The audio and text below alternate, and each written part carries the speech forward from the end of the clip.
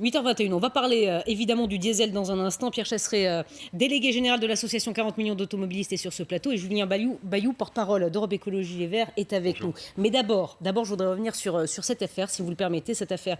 Donc Cécile Duflot, très émue hier. Vous y étiez, entendu comme témoin dans l'affaire Baupin. Elle a accusé l'ex-député de l'avoir agressée sexuellement. C'était en 2008 au Brésil. C'est la première fois qu'elle témoignait publiquement donc, à ce procès donc, en diffamation qui est intenté, on le rappelle, par Denis Baupin à des médias et à ses accusatrices. D'abord, Julien Bayou, donc vous y étiez, vous avez témoigné vous, en faveur des victimes. Racontez-nous le fait que Cécile Duflot témoigne, parle hier, c'était un temps fort. Et c'était très émouvant, c'était un vrai moment de politique aussi, parce que ce procès, il est fait à l'encontre des médias, mais il vise aussi à faire taire les victimes. Un vrai moment de pression pour désinciter, dissuader les femmes, toutes les femmes en fait, de parler. Et ce procès est en train de se retourner contre Denis Baupin, contre l'agresseur, parce que je rappelle que les faits qui ont été dénoncés par ces lanceuses d'alerte, ils ont été qualifiés pénalement. Le juge a dit c'est qualifié pénalement, mais c'est prescrit. Alors donc, Denis Baupin est innocent, mais on peut considérer que les faits sont qualifiés. Ça, c'est très important. Et donc, il y a une pression constante pour faire reculer les femmes. Et là, au contraire, eh bien, Cécile Duflot, qui a été ministre, qui a été chef du mouvement, dit « Être chef n'épargne pas les agressions, ne protège pas de l'omerta et autres ». Et donc, elle a assumé sa part de ne pas avoir dénoncé à cette époque les agissements de Denis Baupin. Et puis il y a eu d'autres victimes qui ont parlé de faits qui datent du siècle dernier. Et donc c'est comme ça qu'on peut expliquer cette omerta, cette inertie qui nous a frappé de honte, bien sûr, à ELV.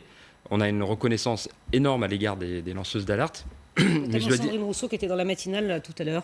Et je dois dire qu'en fait, ça concerne toutes les organisations, les médias bien sûr, mais les ordres d'avocats, les entreprises, les ONG. Et c'est toute la société qui doit évoluer.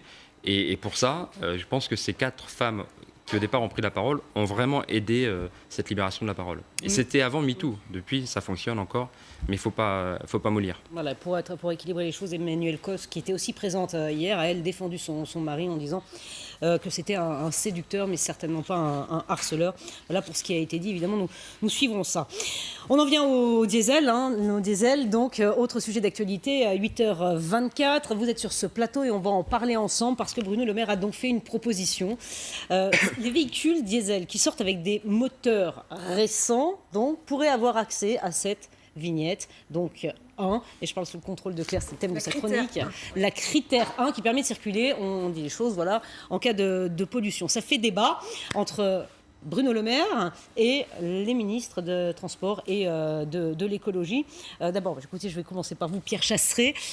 Est-ce que c'est une bonne chose, effectivement, de permettre aux véhicules diesel, qui ont été très largement critiqués, de revenir en grâce ?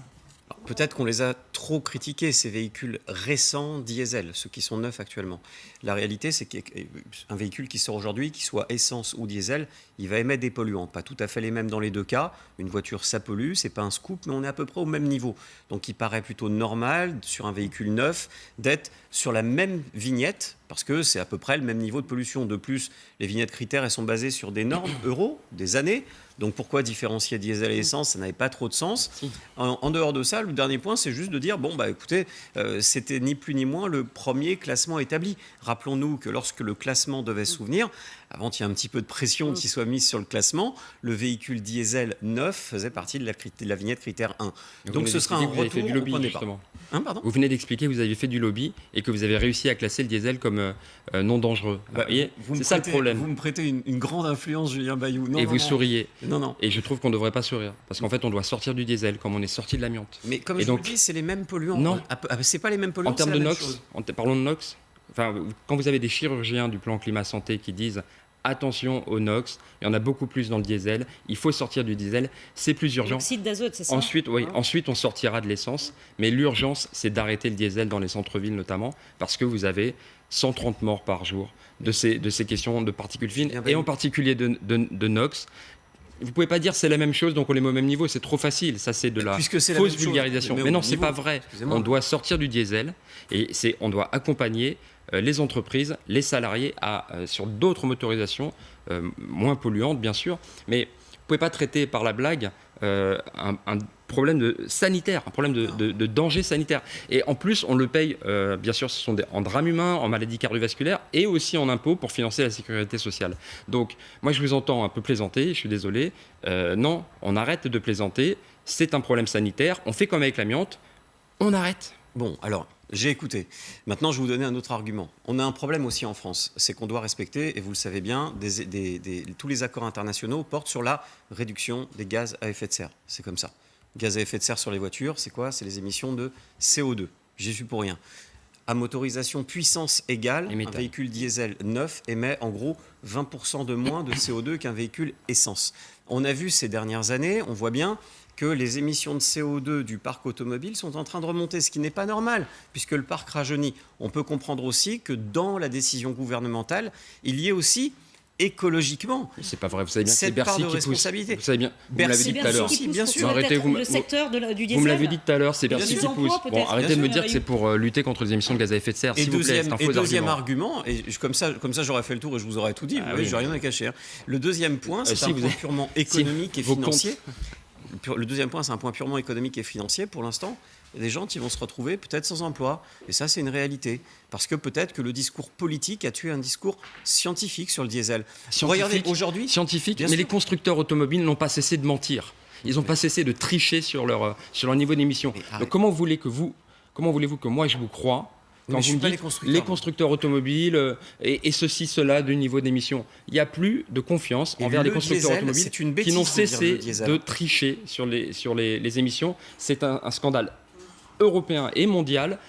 Aux États-Unis, les dirigeants d'entreprise sont poursuivis et vous êtes en train de me dire il faut continuer comme si de rien n'était et tout se vaut. Et bien moi, ce que je veux vous dire, c'est que si on veut protéger les salariés de l'industrie automobile, il faut changer de motorisation parce que de toute manière, c'est bientôt fini le diesel. Donc, ce que vous voulez, c'est plus de voitures. Vous voulez zéro voiture. À terme, il faudra sortir des voitures. Pour l'instant, vous avez l'argumentaire c'est de sortir du tuer le diesel et ensuite tuer l'essence. C'est ça la réalité. Vous pensez que c'est une erreur, d'avoir donné la prime à la conversion pour certains véhicules diesel? Ça fait partie de la même... Évidemment, on ne peut pas dire le diesel est dangereux et on continue de subventionner le diesel. Ça veut dire que finalement, si on considère que les médecins, les chirurgiens ont raison, vos impôts, nos impôts, en finançant la prime à la conversion, financent les maladies cardiovasculaires de nos seniors ou l'asthme de nos enfants. C'est vraiment ça. Bon, nous suivrons ça, effectivement, c'est un dossier qu'on ne réglera pas aujourd'hui, mais il y a un vrai débat, effectivement, sur le diesel et cette proposition de Bruno Le Maire la relance.